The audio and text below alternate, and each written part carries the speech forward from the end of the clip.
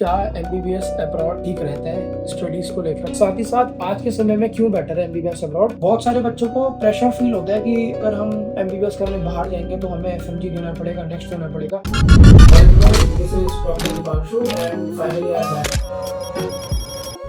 Hello everyone. तो मेरे जितने भी जूनियर्स हैं या जो नीट स्टूडेंट्स हैं जिनसे भी मेरी बात होती है, उन सबका एक ही क्वेश्चन है कि क्या एमबीबीएस अब्रॉड ठीक रहता है स्टडीज को लेकर, या मतलब उनके मन में कुछ क्वेश्चंस रहते हैं, मिसकंसेप्शंस रहते हैं। मोस्टली मेरे से स्टूडेंट्स यही उनकी क्वेरीज रहती हैं और वो यही मुझसे पूछते हैं। तो कंप्लीटली मैं उस चीज को एक्सप्लेन करता हूँ। मेरे अकॉर्डिंग एमबीबीएस अब्रॉड जो लोग दिखाते हैं वहाँ का लाइफस्टाइल और लग्जरीज दिखाते हैं फॉरेन की, ठीक है, साथ में कुछ लोग उसकी बहुत ही ज्यादा नेगेटिविटी के बारे में बात करते हैं। तो जो ट्रुथ है इन दोनों चीजों के बीच में लाया करता है। आज हम उसी चीज के लिए डिस्कस करेंगे। So let's first understand why students choose MBBS abroad. तो मोस्टली लोग क्यों चूज करते हैं, वो उसका प्राइमरी रीजन ये है कि जो प्राइवेट मेडिकल कॉलेजेस इंडिया के अंदर है, उनकी जो ट्यूशन फी ही है सिर्फ वो 70 टू 80 टू 1 करोड़ अप्रोक्सीमेटली जाती ही जाती है most of the Indian colleges में। साथ ही साथ अगर हम हॉस्टल, मेस और जो और एक्सपेंडिचर्स इंडिया में है प्राइवेट कॉलेजेस के,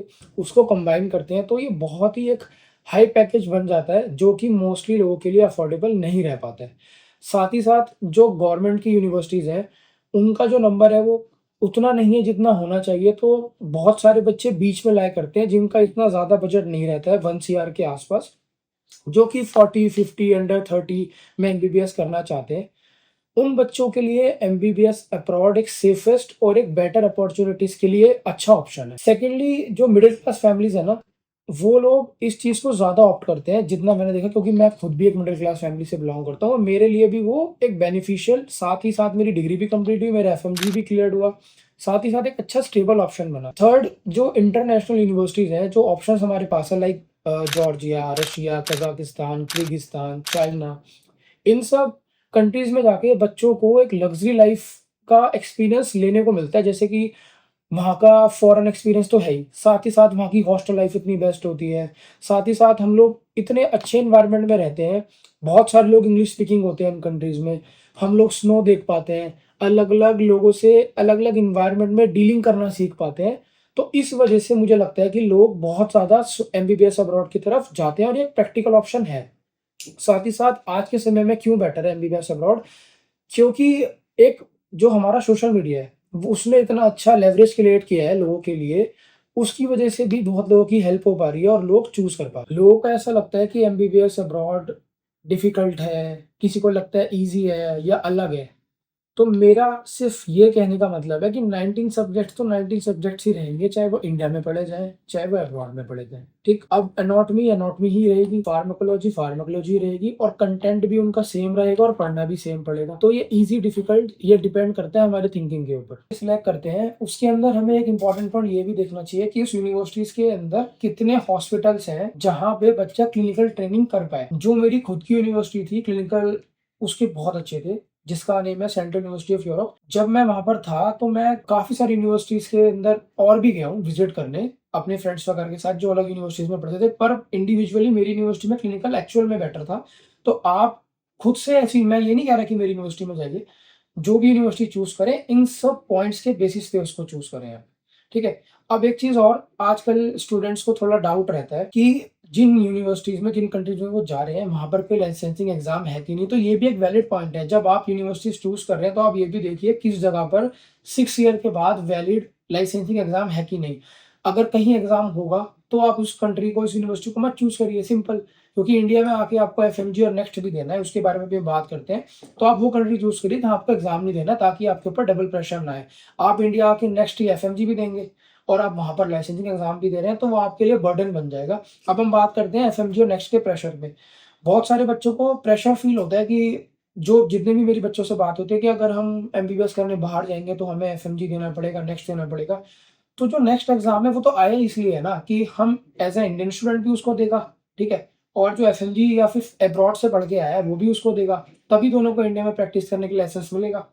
तो बेसिकली आप लोग एग्ज़ाम से मत घबराइए, जो स्टूडेंट ठीक-ठाक पढ़ाई करता है, वो उन एग्ज़ाम्स को बेसिकली निकाल पाएगा। मैंने खुद भी पढ़ के देखा, मैंने खुद भी निकाला है फर्स्ट अटेम्प्ट में, तो मैं इस तरीके से एक्सपीरियंस करने के बाद आपको बता सकता हूँ कि अगर कोई डेडिकेटेडली अच्छे से पढ़ाई करेगा ना नॉर्मली, बेसिकली इतना पढ़े कि जो नेसेसरी हो, जो कंटेंट हमारे एग्ज़ाम्स के लिए ज़रूरी है, तो वो भी इन एग्ज़ाम्स को निकाल पाएगा। और की कुछ पॉज़िटिव साइड्स है, जो मैं आप लोगों से शेयर करना चाहता हूँ। लोगों को जो भी डाउट्स रहते हैं, मेरे खुद के नोन में इतने सारे डॉक्टर्स हैं, जो कि एफएमजी करने के बाद, एमबीबीएस अब्रॉड पढ़ने के बाद, अच्छे-अच्छे हॉस्पिटल्स में सेटल्ड हैं। चाहे वो रिस्पेक्टिव उनकी स्टेट्स कोई-सी भी हो। कुछ मेरे फ्रेंड्स हैं, जो कि मेरे से सीनियर थे ऑफ कोर्स, उन लोगों का पीजी भी निकल चुका है। कुछ लोग एएमसी करके ऑस्ट्रेलिया में सेटल हैं। कुछ लोग प्लैब से यूके में सेटल्ड हैं। और मेरे 2-3 बहुत क्लोज़ फ्रेंड्स हैं, जिन्होंने यूएसएमएलई तक क्रैक किया हुआ है। वो लोग वहाँ पर सेटल्ड हैं। तो मेरा कहने का मोटो ये है कि हमारी जो थिंकिंग है, वो अब्स्ट्रैक्ट रहती है कि भई अगर हम एमबीबीएस अब्रॉड करते हैं, तो क्या हम सेटल्ड हो पाएँगे या नहीं हो पाएँगे? तो ये एक मिसनोमर है। आप अगर नॉर्मल तरीके से स्टडी करेंगे और ठीक-ठाक पढ़ेंगे, तो आप ये सारे एग्ज़ाम्स खुद भी निकाल सकते हैं, क्योंकि हमारे जो फ्रेंड्स थे, या मैं भी हूँ, या जो और भी लोग हैं, वो भी हमारी तरह एक नॉर्मल स्टूडेंट ही थे, जो एक नॉर्मल एवरेज पढ़ाई किया करते थे। उसके बावजूद उन्होंने इन एग्ज़ाम्स को टारगेट किया और उन्होंने निकाला। तो हम सब इस एग्ज़ाम को निकाल सकते हैं, जो भी एग्ज़ाम्स हमें देने हैं बेसिकली, चाहे वो किसी भी फ़ील्ड में हो, मैं एमबीबीएस की बात नहीं कर रहा हूँ। अगर हम डेडिकेटेडली एक टाइम दें उसको, तो हम उसको क्रैक कर सकते हैं ईज़िली। एक्सपीरियंस के बारे में बात कर लेता हूँ।